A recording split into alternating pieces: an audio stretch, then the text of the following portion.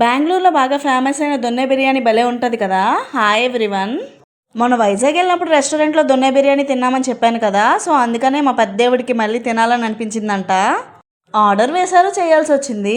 దొన్నె biryani normal రైస్తో చేస్తే బాగుంటుంది, బట్ చిట్టి ముత్యాల రైస్తో చేస్తే ఇంకా బాగుంటుంది అనమాట.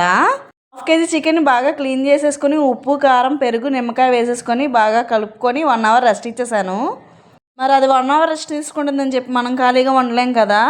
చిటిముచ్చాల రైస్ 2 గ్లాసులు తీసుకున్నాను. దాంట్లో నేను వాటర్ వేసేసి నానబెట్టాను అనమాట. మా హస్బెండ్కి అయితే అసలు బాస్మతి రైస్తో చేసిన బిర్యానీ నచ్చదు. ఎప్పుడు చిన్న రైస్తోనే చేయమంటారు ఇంట్లో అయితే. బాస్మతి రైస్ తెమ్మన్నా సరే తయారు, నేను చేసేస్తానేమో అని చెప్పి. ఇంకా చిట్టిముచ్చాల రైస్ అయితే చాలా ఇష్టం అనమాట. మేము ఈ దొన్నె బిర్యానీ ఎప్పుడు టేస్ట్ చేసామనంటే ఫ్రెండ్స్తో పిక్నిక్ వెళ్ళాము ఒకసారి, మా హస్బెండ్ వాళ్ళ ఫ్రెండ్స్ గ్యాంగ్తో. అప్పుడు ఫుడ్ తెచ్చుకున్నప్పుడు ఈ దొన్నె బిర్యానీ కూడా దానిలో తెచ్చారు. కైలాసగిరి దగ్గర దొన్నె బిర్యానీ అనే ఒక హోటల్ ఉంటుంది కదా, ఆ హోటల్లో తెచ్చారనమాట. అప్పటి నుంచి మా ఆయన ఫేవరెట్ లిస్ట్లోకి వెళ్ళిపోయింది ఈ దొన్నె బిర్యానీ. మరి దొన్నె బిర్యానీలో గ్రీన్ పేస్టే కదా ఇంపార్టెంట్.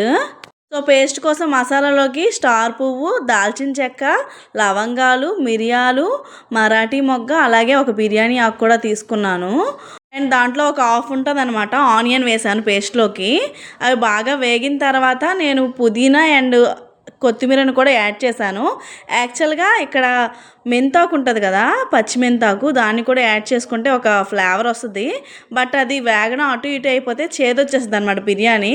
నేను అంత ఎక్స్పీరియన్స్డ్ కాదు కాబట్టి నేను మెంతాకు యాడ్ చేయకన్నా ఓన్లీ పుదీనా అండ్ కొత్తిమీర మాత్రమే యాడ్ చేసి అవి బాగా వేగిన తర్వాత స్టవ్ ఆపేసి అవి చల్లార్చిన తర్వాత దాన్ని నేను పేస్ట్ చేసుకున్నాను.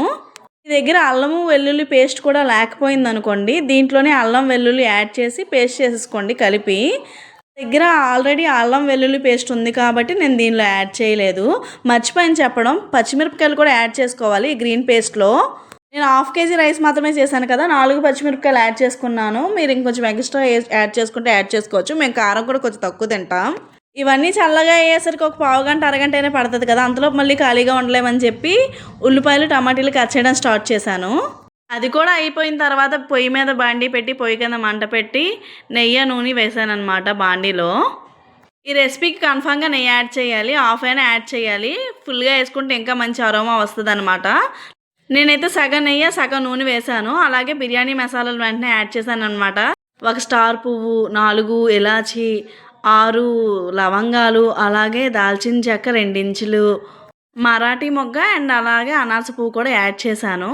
అలాగే బిర్యానీ ఆకు కూడా వేసాను అనమాట. వేగిన తర్వాత సన్నగా కట్ చేసిన ఆనియన్స్ యాడ్ చేశాను.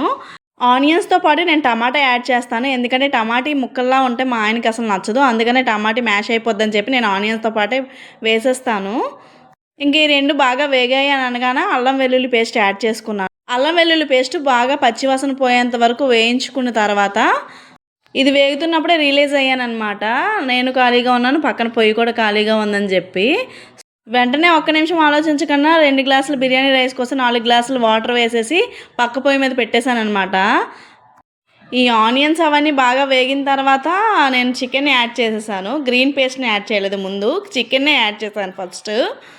ఎందుకంటే నేను గ్రీన్ పేస్ట్ని ముందే పచ్చిగా వేయకన్నా వేపేసి వేసుకున్నాను కదా, అందుకనే ముందు చికెన్ వేసుకున్నాను అనమాట. చికెన్ కొంచెం వేగిన తర్వాత గ్రీన్ పేస్ట్ని యాడ్ చేసుకుంటే కరెక్ట్గా సరిపోతుంది అని చెప్పి నేను అనుకున్నాను.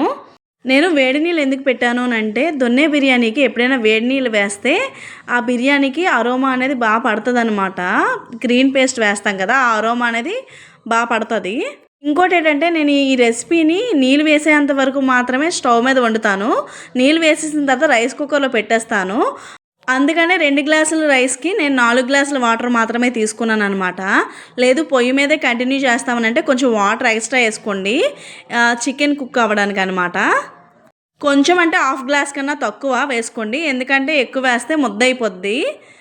ఇంకోటి ఏంటంటే మీరు చికెన్ వేసేసిన తర్వాత ఫుల్గా దాన్ని తిప్పేయకండి, పీసెస్ అన్నీ చిన్న చిన్న ముక్కలుగా అయిపోతాయి అన్నమాట.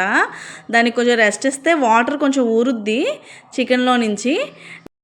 తర్వాత మనం ఆల్రెడీ మిక్స్ చేసిన గ్రీన్ పేస్ట్ ఉన్నది కదా, పచ్చిమిరపకాయలు, పుదీనా, కొత్తిమీర, మసాలాలు అండ్ ఆనియన్ పేస్ట్ చేసాం కదా స్టార్టింగ్లో, ఆ పేస్ట్ వేసి కొంచెం వేగిన తర్వాత రైస్ యాడ్ చేసేసేయడమే. ఇంకా రైస్ వేసిన తర్వాత మనం వెంటనే వాటర్ యాడ్ చేసేయకూడదు. రైస్కి కూడా ఈ ఫ్లేవర్ పట్టాలి కాబట్టి కొంచెం సేపు రైస్ని మనం వేపాలన్నమాట.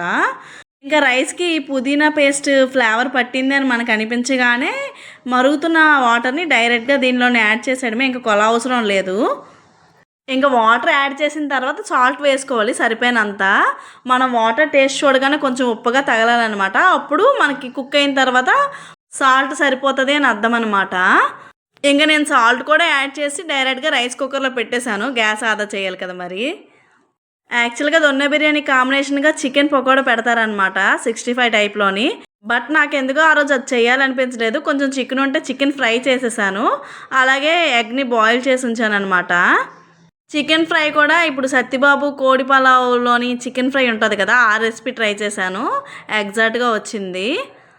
మీకు ఇంట్రెస్ట్ ఉంటే రెసిపీ నెక్స్ట్ టైం పెడతాను, కామెంట్ చేయండి. మీరు సండే రోజు ఏ స్పెషల్స్ వండుకుంటారు? నార్మల్గా రైస్ అవే వండేసుకుంటారా? బిర్యానీ కన్ఫామ్గా చేస్తారా? బిర్యానీ కన్ఫామ్గా చేసేవాళ్ళు కామెంట్ వేసుకోండి. ఇంతే ఈ వీడియో. ఈ రెసిపీని మీలో ఎవరైనా ట్రై చేస్తే ఎలా వచ్చిందో కామెంట్ సెక్షన్లో ఖచ్చితంగా చెప్పండి. ఇంకా అయిపోయింది అని వెంటనే వేడివేడిగా తీసి మా హస్బెండ్కి ఇచ్చాను టేస్ట్ చేయమని. ఆయనకైతే నచ్చింది, సాటిస్ఫై అయ్యారు. నాకు చాలా హ్యాపీగా అనిపించింది. ఎవరికోసమైతే చేసాం వాళ్ళు సాటిస్ఫై అయితే చాలు కదా. ఈ రెసిపీ చూసిన వెంటనే మీకు ఎవరు గుర్తొస్తారో వాళ్ళకి ఈ వీడియో షేర్ చేయండి.